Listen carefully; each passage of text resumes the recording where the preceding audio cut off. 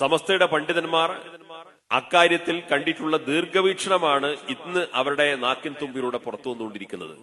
ഇന്നും ഇന്നലെയൊക്കെ എറണാകുളത്ത് പുതിയ പുതിയ ഫത്തുകൾ വരാൻ തുടങ്ങിയിട്ടുണ്ട്. ഇതൊക്കെ ആ നേതൃത്വം നേരത്തെ കണ്ടതിന്റെ ഏറ്റവും വലിയ ഗുരുതരമായിട്ടുള്ള സംഗതികളാണ്. ഒരുപക്ഷെ പല ആളുകൾ ജമിയത്തുലമ വിഭാവന ചെയ്യുന്ന ആശയാദർശങ്ങൾക്കനുസരിച്ചുകൊണ്ട് പുതിയ തലമുറ വളർന്നു വരണമെന്ന് ആഗ്രഹിച്ചുകൊണ്ടാണ് അതിന്റെ നിശ്ചിത പരിധിക്കകത്തുനിന്നുകൊണ്ട് ഈ സമൂഹത്തിന് ആവശ്യമായിട്ടുള്ള വിദ്യാഭ്യാസ പദ്ധതികളും മറ്റുമൊക്കെ നടപ്പാക്കുന്നത്. അപ്പൊ സ്വാഭാവികമായിട്ടും സമസ്തയുടെ ഉദ്ദേശ ലക്ഷ്യങ്ങളിൽ നിന്ന് വഴിമാറി സഞ്ചരിക്കാൻ കാരണമാകുന്ന രീതിയിലുള്ള വിദ്യാഭ്യാസ സ്ഥാപനങ്ങൾ, സംവിധാനങ്ങൾ സമസ്തയുടെ പ്ലാറ്റ്ഫോമിൽ നിന്നുകൊണ്ട് ഉയർന്നു വന്നു കഴിഞ്ഞാൽ സ്വാഭാവികമായിട്ടും സമസ്ത അത് ചൂണ്ടിക്കാണിക്കും, അതിന്റെ ശരിതെറ്റുകൾ ഗുണദോഷിക്കും. സമസ്തയുടെ ഉപദേശ നിർദ്ദേശങ്ങൾക്കനുസരിച്ചുകൊണ്ടും അതിന്റെ വരുതിയിൽ നിൽക്കാത്തൊരു ഘട്ടം വന്നാൽ സമസ്തയെ സംബന്ധിച്ചിടത്തോളം അത് ശരിയല്ല എന്ന് പരസ്യമായിട്ട് തുറന്നു പറയുന്ന ഒരു സമീപനമാണുള്ളത്.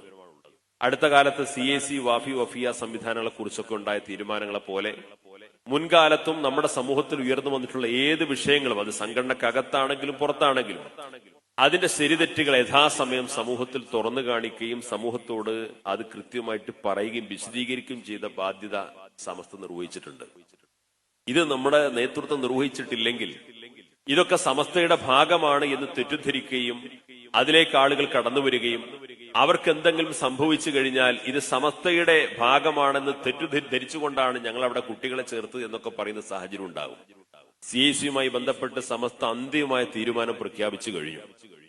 അത് ശരിയല്ല, അതുമായി സമസ്തക്ക് ബന്ധമില്ല എന്ന് സമസ്തയുടെ മുഷാവറയോഗമാണ് പ്രഖ്യാപിച്ചത്. ആരെങ്കിലും പ്രസംഗിച്ചതല്ല, ആരെങ്കിലും എഴുതിയതല്ല, ഏതെങ്കിലും പ്രസംഗത്തിൽ പരാമർശിച്ചതല്ല.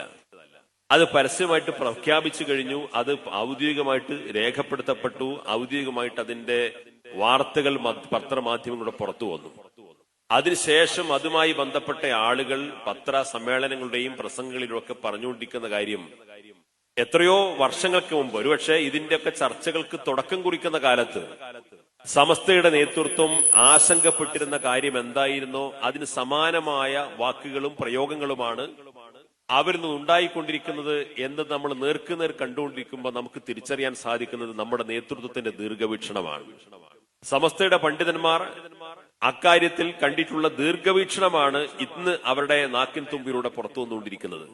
ഇന്നും ഇന്നലെയൊക്കെ എറണാകുളത്ത് പുതിയ പുതിയ ഫത്തുകൾ വരാൻ തുടങ്ങിയിട്ടുണ്ട്. ഇതൊക്കെ ആ നേതൃത്വം നേരത്തെ കണ്ടതിന്റെ ഏറ്റവും വലിയ ഗുരുതരമായിട്ടുള്ള സംഗതികളാണ്. ഒരുപക്ഷെ പല ആളുകളും ചിന്തിക്കുന്നുണ്ടാകും ഇതൊക്കെ ഒരു 4-5 വർഷം മുമ്പ് തന്നെ പ്രഖ്യാപിച്ചിരുന്നെങ്കിൽ അത്രയും കുട്ടികൾ, വിദ്യാർത്ഥികൾ രക്ഷപ്പെടുമായിരുന്നുവെന്ന്. അപ്പൊ അതുകൊണ്ട് സമസ്തകാല ജമിയത്തിലും ഒരു തീരുമാനമെടുത്താൽ അത് പ്രഖ്യാപിച്ചു കഴിഞ്ഞാൽ ആദ്യം കൈക്കും പിന്നെ മധുരിക്കും എന്ന് പറഞ്ഞതുപോലെയാണ് ഇത്തരം കാര്യങ്ങളൊക്കെ.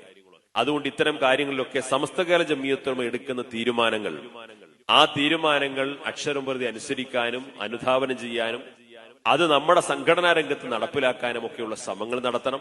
സമസ്തകാല ജമിയത്തുലമയെ അംഗീകരിക്കുന്ന, അതിന്റെ ഭാഗമായി നിൽക്കാൻ താല്പര്യപ്പെടുന്ന, സമസ്തയുടെ ആശയാദർശങ്ങൾക്കനുസരിച്ചുകൊണ്ട് വിദ്യാഭ്യാസം ചെയ്യിപ്പിക്കണമെന്ന് താല്പര്യപ്പെടുന്ന അത്തരം സംവിധാനങ്ങളെയും സ്ഥാപനങ്ങളെയുമാണ് നമ്മൾ പിന്തുണക്കേണ്ടത്, പ്രോത്സാഹിപ്പിക്കേണ്ടത്.